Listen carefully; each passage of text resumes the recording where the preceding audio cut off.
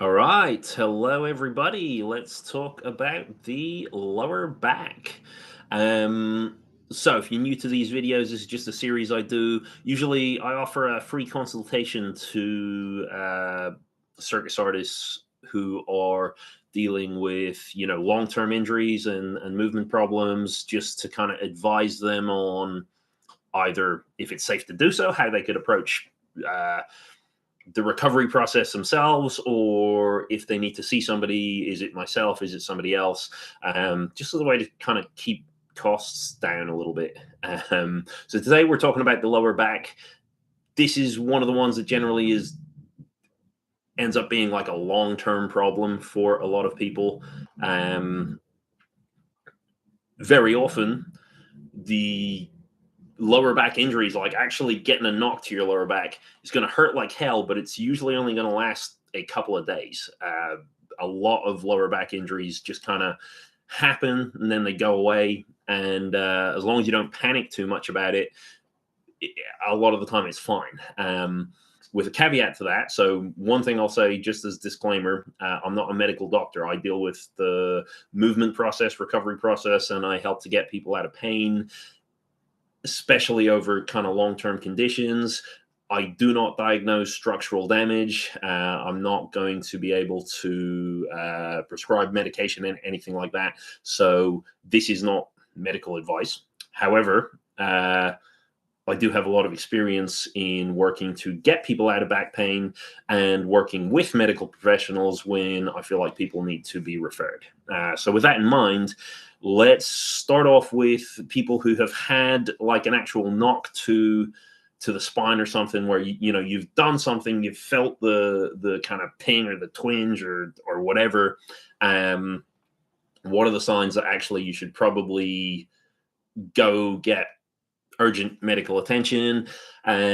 Couple of things to think about. So, one that's always going to come up with an injury, if it's the worst pain you've ever experienced, then go get it checked out straight away. So, that's always going to be a thing. If it's a pain that you've experienced before, more likely you're going to know what that is. So, you can kind of decide whether, last time, did you go get it checked out and it was nothing, or did you not get it checked out and it turned into a bigger problem so you felt like you should have? You can always relate those. When you're into new territory, I would say don't be doing things alone. If you value the longevity of yourself and your body, always good advice. If you're seeing visible, if you can see or feel changes, so like if something feels actually different than it was before, so you know put your hand down your spine and you feel like a lump, or stuff feels like it's moved to the side, or something like that, or when you move it you like physically feel this restriction that doesn't normally feel like it's there, or the movement is I don't know, grating, crunching, something like that, where you're like, that doesn't feel like how it normally feels like. Pain might be a bit of a different story, but actually it feels like something has physically changed. Then that's where I would probably want actual diagnosis to go and check. And similarly, if you're seeing like big bruises, especially like red, pink, purple, black bruising that might suggest some bleeding on the inside, then again, might be nothing, but I would still want to know what's going on there and have somebody who's qualified to diagnose that explain that to me. Then what else? Other big ones would be with the lower back, especially if you're finding that your bowel movements have changed. So, hurts to go to the toilet, or, any other changes that have only happened since you sustained the injury. So I don't know what else, like smells funny, harder to go, or whatever like that. That's going to be a suggestion to, maybe check things out. And then any kind of numbness around that region as well. So this could be like pins and needles tingling, numbness around either the lower back or groin area, or even down into the legs. So especially on like the bottom of the feet or something, you've got an injury and then suddenly you can't feel your feet as well, something like that. Then again, go get it checked out. If it's less severe or serious than that, then I would say still be vigilant. Just keep an eye over the next few days. And, like I said, a lot of back injuries just get better.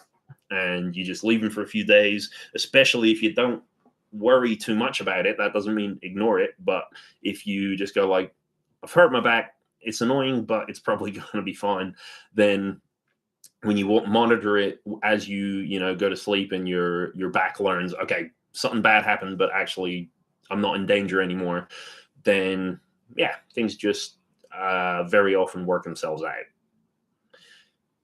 If it's getting worse, obviously, then you would again go seek help. But then once you've either got the all clear from your physio or your doctor, and they say nothing's wrong, or it's not been getting worse, but things are just not getting better over time. So, if you've had a complaint, usually for chronic pain, we say it's after 3 months, all of the tissue repair should be done. There's not really big reasons, unless you're going out and physically doing something that's, messing things up every single day, then it's probably a good shout that whatever actual structural damage was caused has sorted itself out. And now the chronic pain complaint is that the brain's either remembering that it just wants to give you that pain there to keep things protected.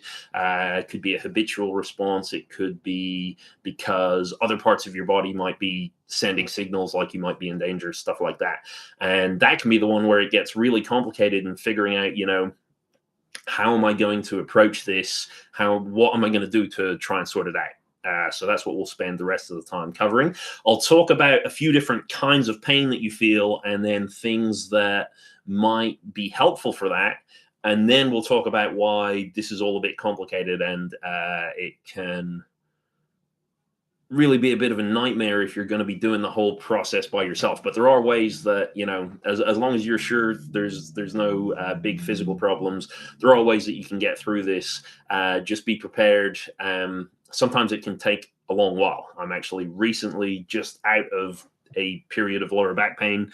So I'll talk through my process as well of like the stuff that I found was helpful for me, because this one specifically took a while, and the reason kind of goes through the 3 different things we're going to talk about here. So let's look at addressing how are you going to approach the pain if you're trying to figure out like what kind of movements, what kind of treatments, what kind of things could you apply in order to get yourself out of this. So number 1 is just kind of figuring out, based on the kind of pain that I have, and we're going to split it in this video, we'll split it into 3 different types. Again, if you're seeing your physio or something, they might want even more detail about this kind of thing, because that will tell them exactly what to look at in what area. And that's why, going to see a specialist is always a more helpful idea. But let's break it down into number 1, pain that you can absolutely identify in one spot. So, if I hurt exactly here, more often we're going to need to do things.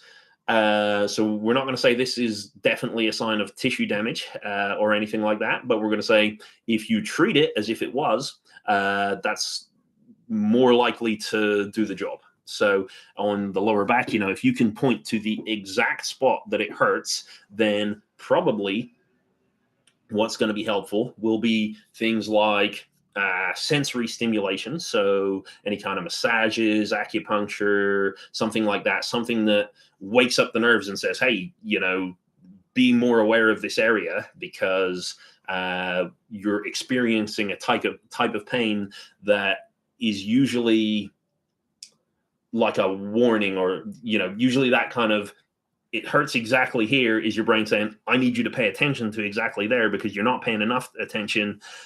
So it's struggling to do its job right. So if you give it some sensory stimulation, that could be, like I said, acupuncture, massage, something where somebody else is doing something. Could also just be yourself. Get your own hand, get like a cloth or something.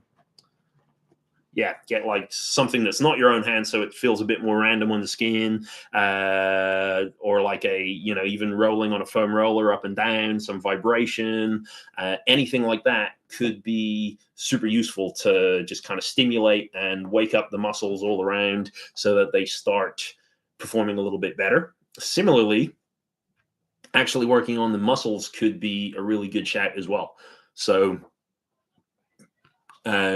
what you could look at is just very light movement of the spine, or movement of the legs, because a lot of the time with lower back stuff you find that the hips and the legs are also struggling. But so that could be like your squats and your lunges, and this is where starting with super light weights and lifting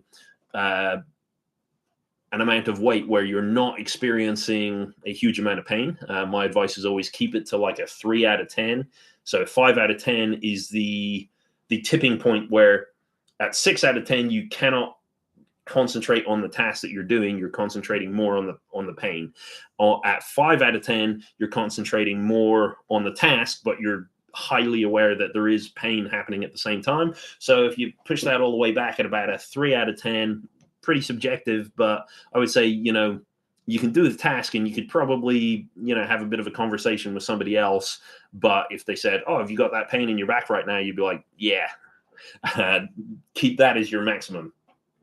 So 3 out of 10 is as far as we like to go. And yeah, basically movement type stuff, anything that stimulates the muscles in some way with that kind of pain can be quite useful. Then the next kind of pain is going to be a more nervy pain.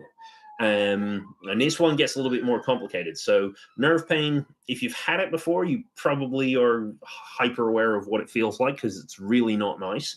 And it can be quite difficult to describe because, again, you tend to feel it in very specific spots, and then it kind of like shoots to other places. So I'll use the shoulder again as an example. So if I had a nerve pain in my shoulder, then I might feel exactly here hurts, but then the pain might be traveling down in a certain direction, or maybe down the back or something like that. And it might get a little bit milder.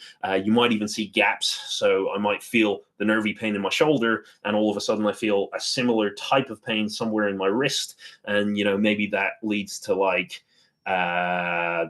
tingling or a kind of pain in some of my fingers as well. So it can kind of travel in terms of the type of sensation. It's obviously going to have that same kind of quality of soreness, but it might also be accompanied by like heat or like electric-y type feeling as well, or like sort of shooting pain.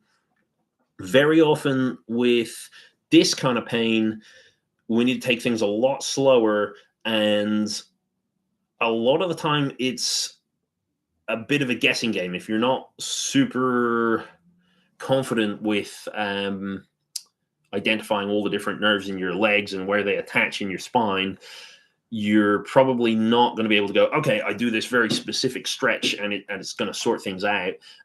You're going to have to spend a lot of time being like, all right, well, I move over here. Does that make things a little bit better? Does that make things a little bit worse? That's pretty much the approach that you're going to have to take, is, all different leaning positions. So, is it easier to go forwards or backwards? Okay, if it's easier to go backwards, then I'm going to go backwards. Now, is it easier to rotate left or right? Okay, it's easier to go right, so I'm going to go right. Now let's look at my leg. Is it easier to lunge forwards with my left leg or my right leg, or lunge to the side or lunge back, or keep my leg straight but rotate it in, rotate it out?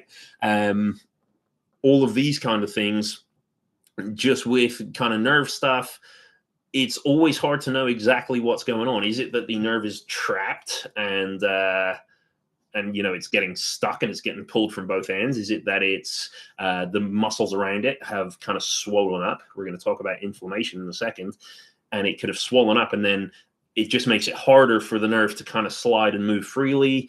Is it that there's maybe some actual damage there? If you're not with a professional, it's going to be very difficult to know. So with those kinds of things, it's literally going to be this massive guessing game of kind of like playing around with what's going on. Then the third type of pain that we can talk about is pain that is very non-specific. So you feel the pain and you're like, it's sore here. I don't know. I can't point to exactly where. I can feel it in exact places sometimes, but just generally it's like this side, it's this area right here. That kind of pain more often than not is going to come from some kind of inflammation. So, inflammation of the muscles, the organs around it, anything like that, where whatever could be happening, something could have been damaged, and then so it swells up so that more stuff can come in to try and fix it.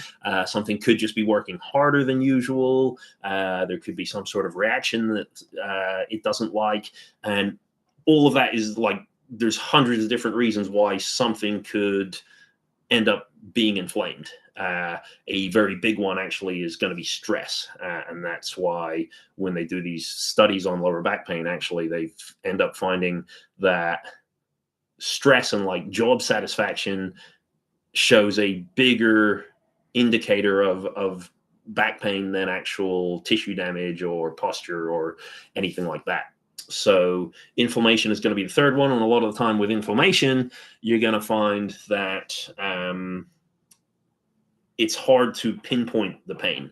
And with inflammation, then the big thing is going to be stress reduction. That's what we're going to spend most of our time trying to focus on, is just see like, anytime the more and more stress we get, the more protection our internal organs are going to feel like they need, the more work that they're going to need to be doing, because we've got all this adrenaline and cortisol that we're having to process and kind of break down and detoxify. And then the more that we're stressed as well, the faster our brain's working and the faster our muscles are trying to work. We're kind of fidgeting and doing all sorts of things. And so that produces more toxins and waste products at the same time. And anything that we can do to just calm ourselves down, lower our stress levels, is going to be probably the very best thing that you can do for that. There could be other things, like nutritional things that can impact inflammation. But I would actually say, while you could definitely look into that if you want, if you're not first looking at the stress side of things, what things are causing you stress in your life? So all of the kind of social, relationship, work, deadlines, taxes, money, finances, all of those things, figure those things out and figure out, each one of those is just going to pile the list higher and higher. And your job is just, if I get the list from here down to here, that's, just imagine it like that means less stress chemicals going through my body. And the less of those, the less inflammation. It doesn't work entirely exactly like that, but for the purposes of this analogy, you can just assume less stress, less inflammation, everything's better. And if there's less inflammation, then there's more freedom for the lower back to move around. So it has less reason to give you that kind of pain. Other thing that maybe could recommend, if you feel like your hydration levels are lacking, then you could increase your water intake as well, just because for detoxification, your lymphatic system that deals with getting rid of all these waste products is mostly made up of water. So if you can increase your water intake, that can potentially sort that out a little bit as well. So those are the three kind of things. We're either going to do like stimulate the muscles, strengthen the muscles. We're going to do play around with your movement and just see, which things hurt, which things don't hurt. And we've got chill out your stress levels. Those are the three big ones that generally help with lower back pain. So now on to the difficult question. How do you know which one is going to be the most impactful? And the difficult answer to that is it's really hard, because I've just given you three different types of pain. Now, if you're currently dealing with lower back pain, if I ever describe this to people, usually the answer I get back is, oh yeah, cool, I've got all three of those at the same time. So how do I know which one I'm supposed to do first? Which one is actually going to give me the biggest improvement? And again, I don't know. It's always going to be down to, pretty much it's going to be impossible in this kind of scenario. So me talking at a screen, to tell you what's going on. It's going to be almost impossible for you, even if you're doing the work, to know what's going on. And even if you go to your doctor or your physio, they'll give you a diagnosis. The diagnosis is usually, especially in these cases, they give you a diagnosis based on like statistically the best probable thing, so that they can give you the best probable treatment that will fix it. But actually, unless they've done like a blood test or a scan, and sometimes even then, you can't be 100% sure that the thing that they told you was the thing that was wrong, was the thing that was wrong. And it shouldn't matter, because if you go for back pain and then they fix your back pain, who cares?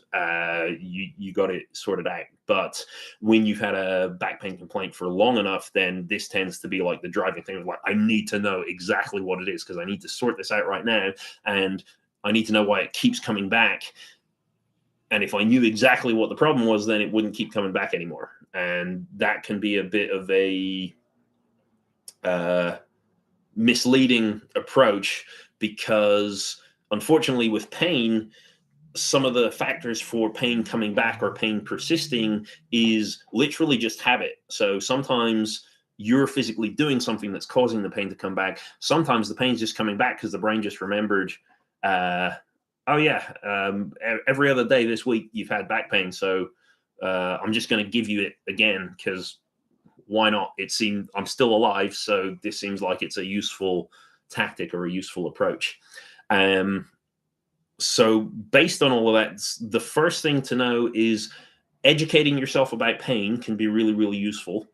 So there's a really great book, Explain Pain, which goes really into detail about pain and how it works in the brain, and how, pain is a experience rather than it's not a direct indicator that something's wrong. Pain is basically what your brain gives you afterwards. So your brain can give you pain because something is wrong. Your brain can take away pain if it thinks that your long-term survival is more important, and it actually doesn't want you to have this pain, even though you might benefit from it, so that you don't move something silly.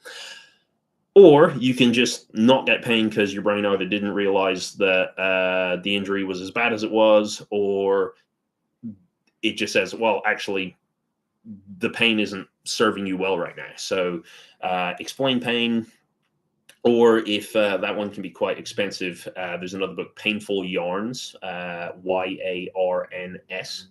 And that's a similar book. It's one of the funniest books I've ever read. It's just a collection of stories and analogies that help to explain how pain works in your brain. But educating yourself on that can be the first step to actually reducing your stress about your lower back injury.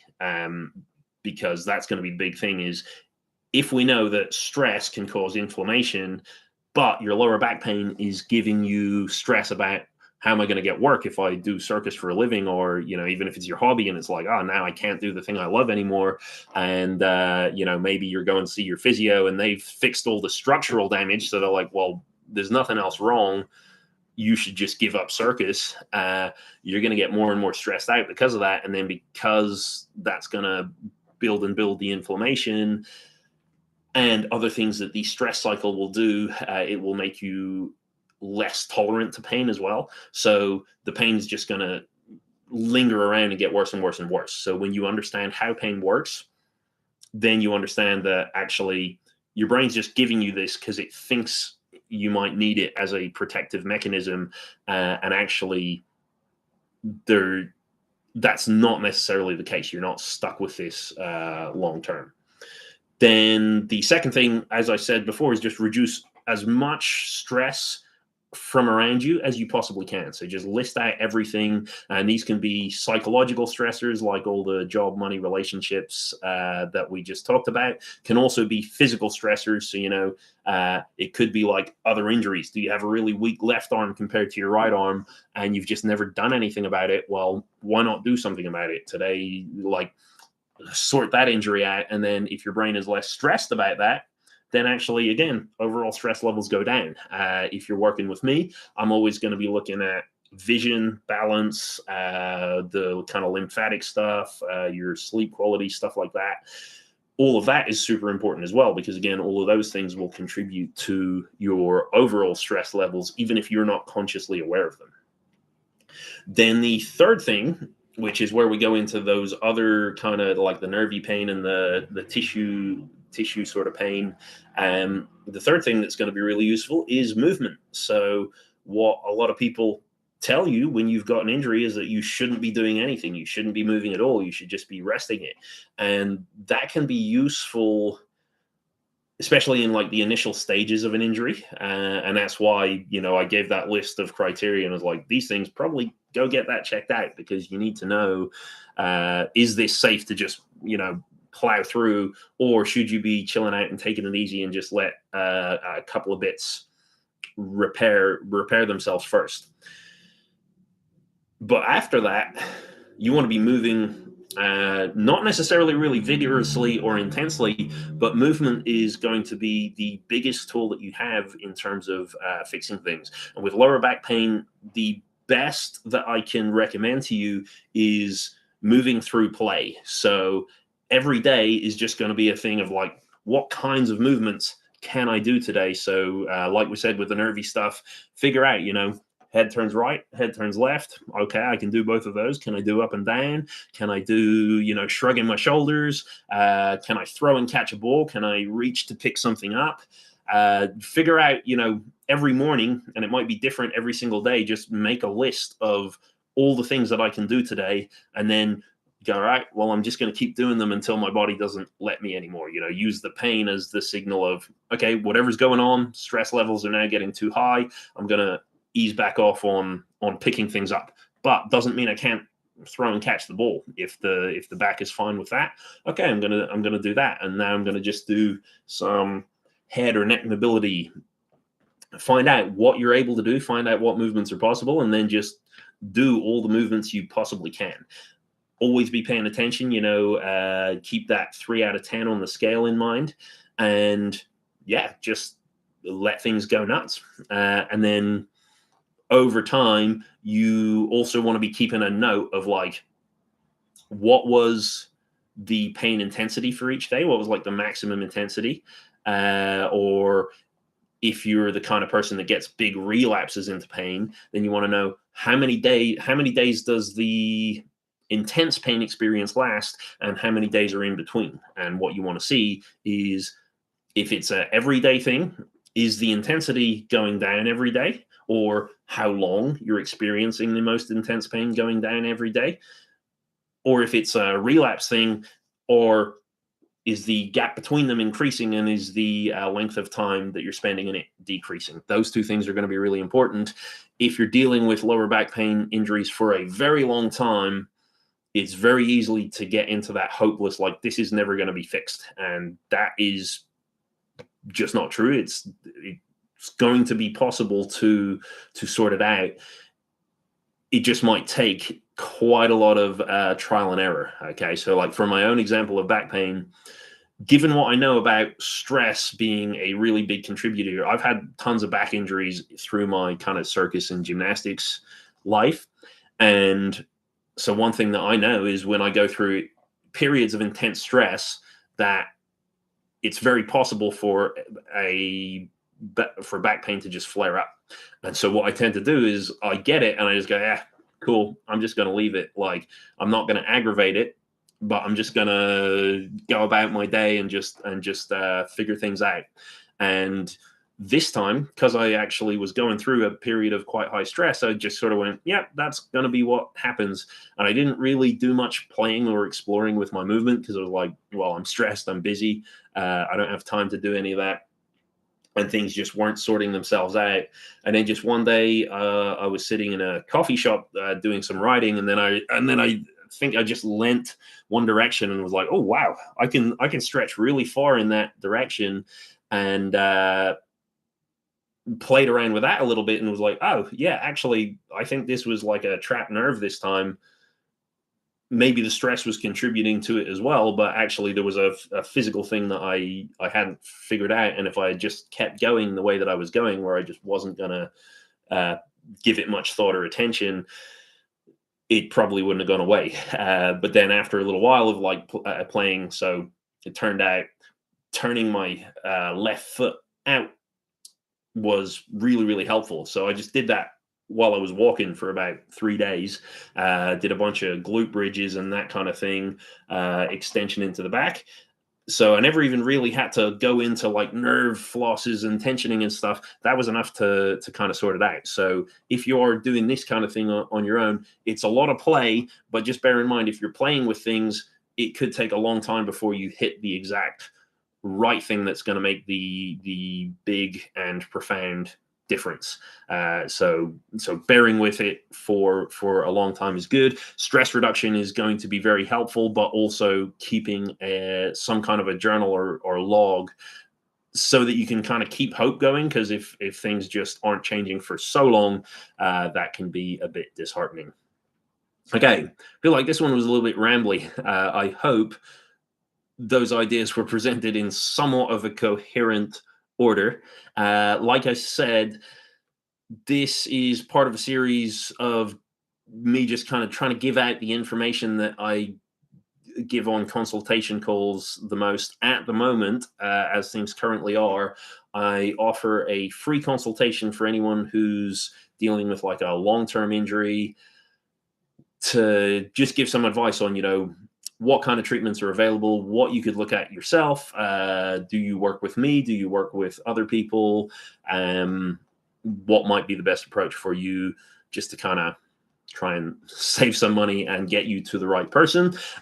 Please, obviously, this requires me getting the word out to as many people as possible. So please do share this with anyone you know who it might be of interest to.